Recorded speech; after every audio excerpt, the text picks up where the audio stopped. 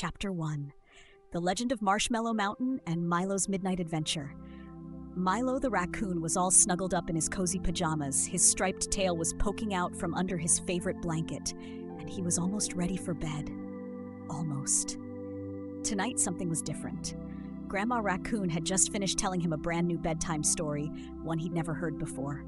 She called it The Legend of Marshmallow Mountain. They say, Grandma whispered, far, far away, there's a mountain made of soft, squishy marshmallows. It glows in the moonlight and smells like vanilla. And at the very top, that's where the sleepy sprinkles live. One sprinkle and you drift into the best dreams ever. Milo's eyes grew wide. Marshmallows? A whole mountain of them? Grandma smiled and nodded. But it's just a story, my dear. Milo wasn't so sure. What if it wasn't just a story? What if the Marshmallow Mountain was real, waiting out there, just beyond the trees? When Grandma turned off the light and kissed his nose goodnight, Milo stayed very still. He waited and waited until the whole house grew quiet. Only the sound of the crickets outside filled the air. Then slowly, Milo wriggled out from under his blanket. He grabbed his coziest cape, the one that was soft like clouds, and tiptoed across the room. "Let's go find that mountain," he whispered to himself, grinning. Outside, the sky sparkled with stars. The moon hung low and round, glowing like a giant marshmallow itself. Milo blinked up at it and smiled. "Perfect," he said. "Moonlight Marshmallow Mountain, here I come." Milo took a deep breath in and let it out slowly, feeling the cool night air fill his nose. The breeze felt nice, brushing past his fur, soft and quiet. "Can you feel the night air too?" he whispered, pretending someone was walking with him. "It's so soft, like a big sleepy hug." He walked past the tall trees, their leaves swaying gently above him. Everything felt slower out here, like the world was ready for sleep. Milo imagined the Marshmallow Mountain glowing in the distance, calling him. He smiled big and wide. "Let's be real quiet now, sneaky adventurers, breathing slow, walking soft." And off he went, his little feet padding through the grass, his striped tail swishing gently behind him. Tonight was going to be an adventure. Chapter 2. The Bubble Backpack Turtle and the Big Pond of Stillness. Milo walked and walked, his paws soft against the grass until he reached something he didn't expect, a big shiny pond. It was so still, so quiet, it almost looked like glass.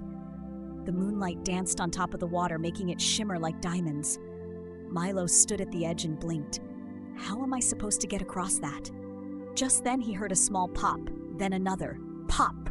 Out from behind a bush waddled a turtle. But not just any turtle. This one had a shiny, see-through backpack, and inside, bubbles. Big ones, tiny ones, floating around, bumping into each other. "Whoa," Milo whispered, "that's a lot of bubbles." The turtle smiled sleepily. "I'm Tully, keeper of the Big Pond of Stillness. You trying to cross?" Milo nodded. "I'm looking for Marshmallow Mountain." Tully grinned. Squishy place, very nice, but if you want to cross my pond, you have to move very, very slow." "Slow?" Milo tilted his head. "Yep," Tully yawned. "See, the pond only lets you pass if you're super still. Fast feet make ripples, ripples wake the pond, and trust me, nobody wants to wake the pond." Milo looked out at the water. It really did seem sleepy. "Okay," he whispered, "slow it is." Tully's bubble backpack gave a little pop as a bubble floated out and drifted by Milo's nose. "Here's a trick," Tully said. "Watch the bubbles. Breathe in when the bubble rises, breathe out when it pops." Milo tried it. A bubble floated up, breath in. The bubble grew bigger and bigger. Pop! Milo let out his breath nice and slow. "Good!" Tully smiled. "Now!" Again. Another bubble. Breathe in. It wobbled and shimmered. Pop! Breathe out.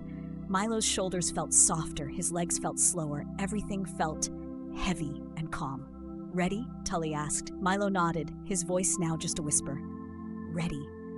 Together, they stepped onto the smooth stones that peeked out from the pond. Each step was soft, slow, careful.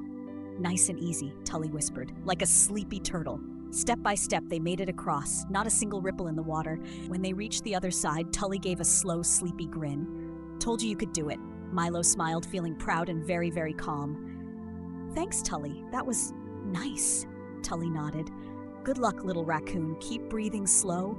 Makes the journey easier."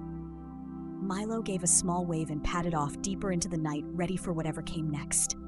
The pond stayed quiet, the bubbles drifted high, and everything felt soft and still.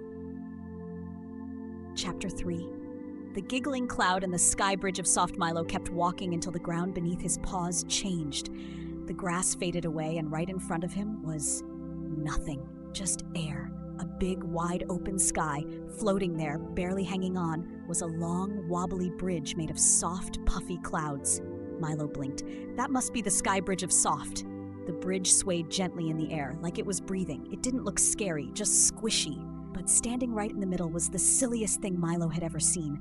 A giggling, puffy cloud wearing a tiny scarf. The cloud wobbled, giggled, then hiccuped. Hic! A tiny rainbow popped out. Milo's eyes got wide. Whoa, did you just rainbow hiccup? The cloud nodded, giggling harder. Yep. Happens when I get nervous. I'm Puff, keeper of the sky bridge, but, I'm a little scared of heights. Milo tilted his head. But aren't you a cloud? Aren't you always up high? Puff sniffled. Yeah, but bridges are different. They're bridge high, which is very high. Milo tried not to laugh. Well, I need to cross. I'm looking for Marshmallow Mountain. Puff gave a wobbly smile. Okay, but you have to help me stay calm. If I get too giggly, I might float away. Milo thought for a second. Maybe we can breathe together. My friend Tully taught me. Puff sniffled again. Okay, show me. Milo took a slow, deep breath in, like this. Breathe in. Fill up like a big, fluffy cloud. Puff puffed out his cheeks and grew even rounder. Now breathe out, nice and slow like the wind. Puff let out a long whoosh and wobbled a little less. Again? Puff asked, smiling. Milo nodded. Yep. Breathe in, fill up with air, hold it, and whoosh it out. The two did it together. In and out. Slow, soft, steady. Puff giggled, but this time it was a soft, happy giggle. Okay, I feel better now, Milo grinned. Ready to cross? Puff gave a little bounce. Let's do it! Together, they stepped onto the sky bridge. It was like walking on cotton candy, soft, squishy, and just a little bouncy. Keep breathing slow, Milo whispered. Pretend the wind is carrying us. Puff nodded, breathing in and out, keeping his rainbow hiccups small and quiet. Step by step, they made it all the way across. When they reached the end, Puff gave a big, proud smile. Thanks, Milo. You're a good cloud helper.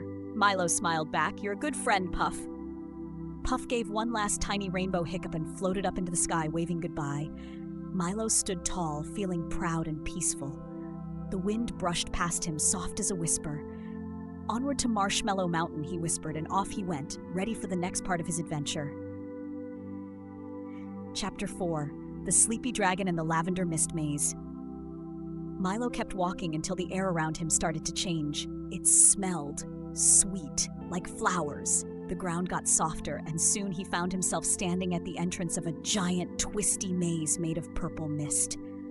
Right in front of the maze was a dragon, not a big, scary one, but a small, sleepy dragon with droopy eyes and tiny wings that flopped when he yawned. The dragon gave a little snort, and a puff of purple mist floated out of his nose. Milo blinked. Whoa, did you just sneeze? A flower smell? The dragon sniffled. I'm Drowsy. I'm the maze dragon. Yeah, I don't breathe fire. I breathe lavender mist. It makes everything sleepy. Milo grinned. It smells nice. I'm looking for Marshmallow Mountain. Do I have to go through the mist? Drowsy nodded very slowly. But you gotta move slow and follow the path. If you rush, you might get lost or sleep right there in the maze. Milo giggled. Okay, I can go slow. Drowsy yawned again. One more thing, take deep breaths. The mist helps you relax if you breathe it in, like this. The little dragon breathed in deep. His belly got big. Then he let out a soft poof of lavender. Milo smiled and copied him. Big breath in. Fill up the belly and out, soft and slow. The mist swirled around him, light and cozy, wrapping him up like a warm blanket. See? Drowsy mumbled. Nice, huh? Milo nodded. Very nice. He stepped into the maze, following the soft purple path. Every time the mist swirled, he took another deep breath, in and out, slower and slower. The lavender smell made his whole body feel heavy. His legs, his arms, even his tail felt floppy now. Drowsy followed behind, sneezing out little clouds of mist to light the way. Poof, poof. You're doing great, Drowsy mumbled. Not many get this far. Milo smiled sleepily. Thanks, I'm feeling really calm. Around one last corner, Milo saw the end of the maze, a glowing hill just beyond. You made it, Drowsy yawned, his eyes closing. Marshmallow Mountain is just up ahead. You're almost there. Milo gave Drowsy a little wave. Thank you for the mist, Drowsy. Anytime, the dragon whispered. Poof, another lavender cloud floated by as Drowsy curled up and fell fast asleep. Milo took one last deep breath, smiling. Time to finish this adventure. And with that, Milo padded toward the glowing mountain, feeling calmer, sleepier, and ready for what was next. Chapter 5. The Top of Marshmallow Mountain and the Sleepy Sprinkles. Milo's eyes grew wide as he finally reached the bottom of the glowing hill. There it was, Marshmallow Mountain, big, fluffy, and shining soft white in the moonlight. It really did smell like vanilla and maybe a little like hot cocoa.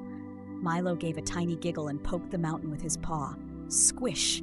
Oh, he whispered, it's even squishier than I imagined. He took a step and sunk right in. The mountain was soft, pillowy, like walking on a giant marshmallow bed. Milo smiled and kept climbing slowly, carefully, the ground bouncing gently beneath him. With every step, he felt sleepier and sleepier. Just a little further, Milo whispered, his voice barely louder than the breeze. Finally, at the very top, Milo found it, a small, sparkling pouch tied to a candy cane stick. A tag dangled from the pouch and it read, "Sleepy Sprinkles for the sweetest dreams." Milo's tail swished as he smiled. I found them. Carefully, he untied the pouch and peeked inside. It was full of shimmering golden sprinkles that glowed like little stars. Well, here goes. Milo whispered. He reached in and grabbed a pinch. The sprinkles felt warm and tingly in his paw, like tiny hugs. Then gently, he tossed the sprinkles into the air. They floated, spinning and twirling, drifting down like soft snowflakes. Milo watched, his eyes getting heavy. The sprinkles tickled his nose, brushed his cheeks, and settled on his fur. Can you feel them too? He whispered. Sprinkles falling, so soft, so quiet. The sprinkles wrapped around him, making everything warm, cozy, peaceful. Milo gave a sleepy sigh. I think it's time to rest now. He curled up right there at the top of Marshmallow Mountain. The ground was soft and squishy like the best bed ever. The stars twinkled above. The moon smiled down. Milo closed his eyes. His body felt heavy, his breathing slow and still. And just like that, Milo drifted off into the sweetest sleep, filled with soft dreams and marshmallow clouds. And you're ready too, feeling warm, safe and sleepy, drifting off just like Milo. Good night, little adventurer.